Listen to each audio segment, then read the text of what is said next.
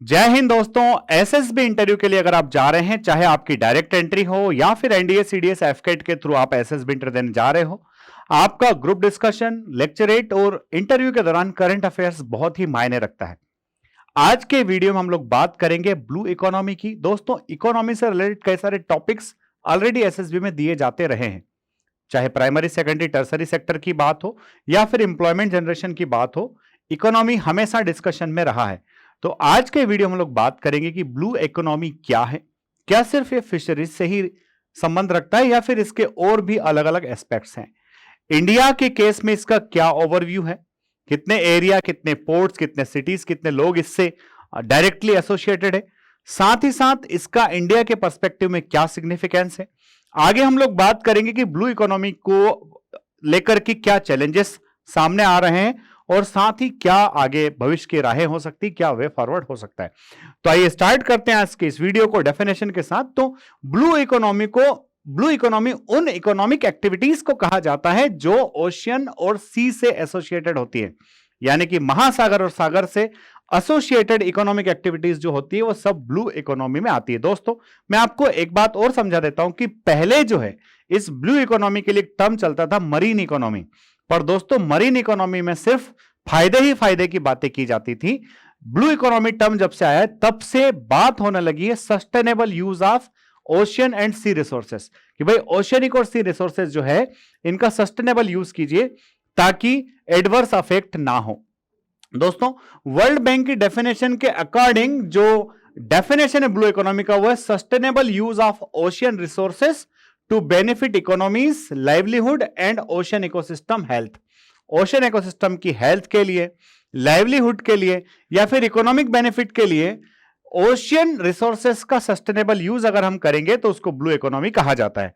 दोस्तों, इस एक्टिविटी के अंदर जो है maritime shipping, fishing and aquaculture, coastal tourism, renewable energy, water desalination, under sea cabling, seabed extractive industries, deep sea mining, marine genetic resources और biotechnology शामिल है। दोस्तों, ये सब मैं पढ़कर आपको एक्सप्लेन भी कर रहा हूं। अगर ये पीडीएफ आपको चाहिए तो एसएसबी वर्ल्ड के ऑफिशियल टेलीग्राम चैनल से आप इस पीडीएफ को हासिल कर सकते हैं और अपना नोट्स बना सकते हैं। दोस्तों, डेफिनेशन सारे बच्चों को क्लियर हो गई होगी। इसके बाद में हम एक ब्लू इकोनॉमी का ब्रॉड पर्सपेक्टिव अगर देखें तो यहां पर आप देखिए कि भाई ब्लू इकोनॉमी के अंदर हम क्या क्या चाहते हैं। हम चाहते हैं कि use smart shipping to lessen the impacts on the environment. Smart shipping का इस्तेमाल कीजिए ताकि इन्वायरमेंट पर जो इंपैक्ट हो कम से कम हो सके। It should be inclusive and improve the lives of all. ये इकोनॉमी जो हम डेवलप कर रहे हैं सबको शामिल करे, इंक्लूसिव होना चाहिए और सबकी है ना लाइव्स के अंदर इंप्रूवमेंट होना चाहिए। हार्नेस रिन्यूएबल एनर्जी का मैक्सिमम यूज हो सकता है। Is based on sustainable fisheries, कि भाई फिशरीज तो करे बट वो फिशरीज कैसा होना चाहिए, सस्टेनेबल होना चाहिए। Takes action against illegal fishing, tackles marine litter and ocean pollution, protects coastal communities from the impact of climate change हो रहा है कोस्टल एरिया में जो है ना, कोस्टल एरिया जो डूबने लगे हैं तो वहां के लोगों को कैसे प्रोटेक्ट किया जा सकता है। साथ ही साथ क्रिएट जॉब, रिड्यूसेस पॉवर्टी है ना एंड हंगर। ये सारे मेन एम है ब्लू इकोनॉमी के। दोस्तों, ब्लू इकोनॉमी के अंदर अगर हम देखें, टॉपिक को आगे बढ़ने से पहले मैं आपको बता देता हूं दोस्तों कि अगर आपको एसएसबी इंटरव्यू की तैयारी करना है तो आप फोर्स डिफेंस एकेडमी के एक्सपीरियंस एसेसर्स के साथ में प्रिपरेशन कर सकते हैं। एकेडमी का 4 से 5 एकड़ का अपना खुद का जीटीओ ग्राउंड है, साथ ही साथ रिजल्ट्स, रिकमेंडेशंस, रैंक्स के साथ आ रहे हैं। तो आप देर ना करें, अगर आपका एसएसबी अभी है ज्वाइन कर लीजिए। 15 डेज का कोर्स और फीस मात्र 12,500 रुपए। आगे देखो भाई, तो ब्लू इकोनॉमी की हम सारी बात कर ली है। अब देखते हैं भाई ब्लू इकोनॉमी इंडिया को किस तरह से सपोर्ट कर सकता है, इंडिया की जीडीपी में ब्लू इकोनॉमी का कितना बड़ा रोल हो सकता है। तो सबसे बड़ी चीज दोस्तों, हमारी जो कोस्टल लेंथ है वो लगभग 7,516 किलोमीटर के आसपास है। हमारे मेजर और नॉन मेजर पोर्ट्स से 12 हमारे पास मेजर पोर्ट्स हैं और लगभग 200 हमारे पास में है ना माइनर पोर्ट्स है। हमारे 9 कोस्टल स्टेट से और है ना 2 यूनियन टेरिटरीज हैं। नंबर ऑफ आइलैंड्स हमारे पास 1200 से ज्यादा है। कोस्टल डिस्ट्रिक्ट पॉपुलेशन हमारी 17 करोड़ के आसपास है। कोस्टल वेटलैंड्स हमारे पास में 43,230 स्क्वायर किलोमीटर है। है ना। मेजर एस्चुरीज और लेगुन्स हमारे पास 97 और 34 है। मैंग्रोव एरिया हमारा 6740 स्क्वायर किलोमीटर है। मरीन फिशिंग विलेजेस हमारे पास में 3288 है, यानी कि इतने गांव सिर्फ मरीन फिशिंग पर डिपेंड करते हैं। फिशरमैन की पॉपुलेशन हमारे यहां 40 लाख लोग हैं हिंदुस्तान के, यानी कि इजराइल की लगभग आधी पॉपुलेशन के बराबर लोग हमारे यहां सिर्फ फिशिंग पर डिपेंड करते हैं। टोटल नंबर ऑफ डैम्स हमारे यहां 4862 या इससे ज्यादा है। ये पुराना डेटा हो सकता है, तो इसमें और भी जो नंबर्स हैं वो बढ़ेंगे। तो दोस्तों इतना बड़ा जो फिगर है, इतना बड़ा जो पॉपुलेशन है, इतनी लार्ज नंबर में जो विलेजेस हैं, वो सिर्फ और सिर्फ किस पे डिपेंडेंट है? आपके ब्लू इकोनॉमी पर डिपेंडेंट है। साथियों ये हमारा इंडियन मैप है और ये हमारे वो सारे पोर्ट्स जो मेजर पोर्ट्स है। तो दोस्तों ब्लू इकोनॉमी के अंदर इंडिया जो है एक बहुत ही बड़ा मुकाम हासिल कर सकता है। अब बात करते हैं कि ब्लू इकोनॉमी का इंडिया के लिए क्या सिग्निफिकेंस है। तो सबसे पहले अगर हम बात करें तो ओशियनिक रिसोर्सेस। दोस्तों ओशियनिक रिसोर्सेस में सबसे पहले आता है फिशरीज। तो हम जो है फिशरीज के थ्रू कई सारे लोगों की लाइवलीहुड को इंप्रूव कर सकते हैं। कई सारे लोग हमारा जो है उनको पॉवर्टी से बाहर लाया जा सकता है सिर्फ फिशरीज के थ्रू। रेयर अर्थ मिनरल्स जो है, डीप सी माइनिंग आजकल जो है उसकी परमिशंस मिल रही है, तो हम रेयर अर्थ मेटल जो है उसमें जो है आपका मैग्नेटाइट, मोन्जालाइट, जिरकॉन एंड है ना रुलाइट, ये सारे रेयर अर्थ मेटल हमको कहां से मिल सकते हैं? हमारे ओशन से मिल सकते हैं। हाइड्रोकार्बन्स की अगर हम बात करें तो इंडियन ओशन जो है एक बहुत ही बड़ा रिसोर्स है किसके लिए? हाइड्रोकार्बन्स के लिए। तो वहां से हमें हाइड्रोकार्बन्स भी खूब मात्रा में मिल सकते हैं। साथ ही साथ हम अपने ओशियंस का, सीज का इस्तेमाल करके जो है रिन्यूएबल एनर्जी के है ना फील्ड में भी एक बहुत बड़ा और बहुत अच्छा मुकाम हासिल कर सकते हैं। साथ ही साथ अगर हम बात करें दोस्तों कि port shipping and marine tourism की, तो हम पोर्ट लेड डेवलपमेंट कर सकते हैं।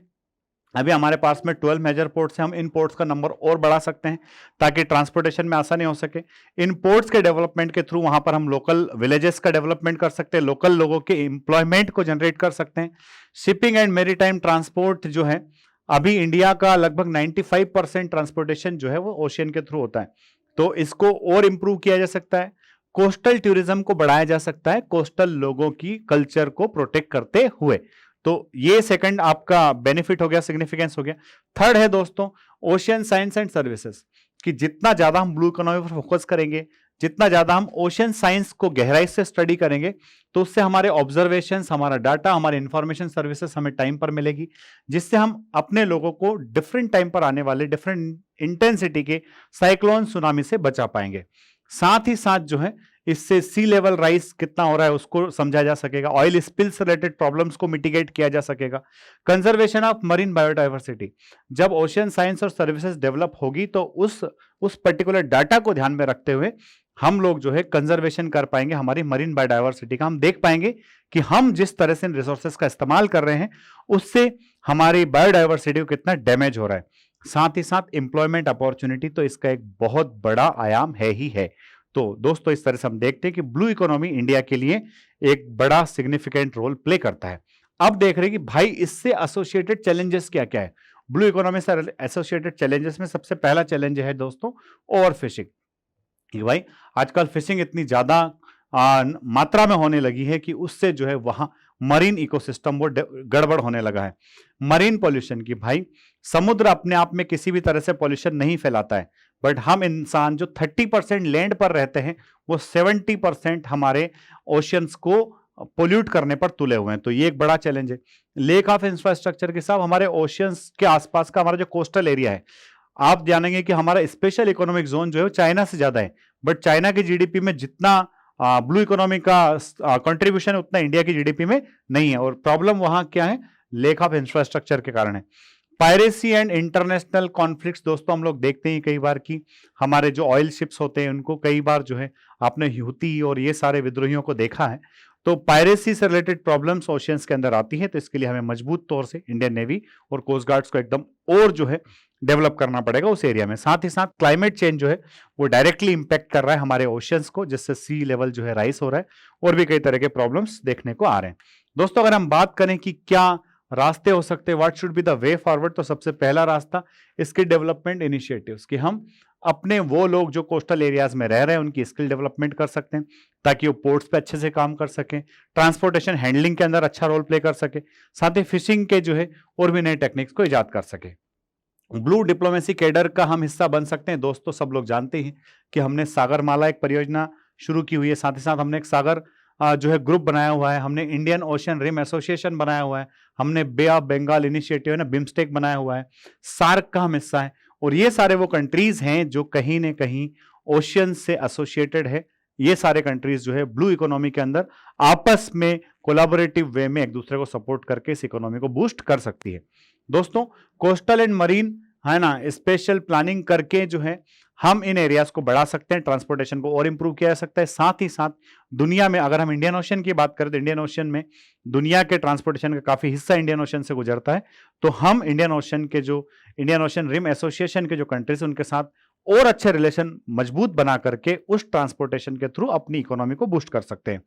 प्रॉपर वेस्ट डिस्पोजल पॉलिसीज हमें लाना पड़ेगी, अदरवाइज ऐसा कहा जाता है कि 2050 तक हमारे आधे समुद्र कचरे से भर जाएंगे।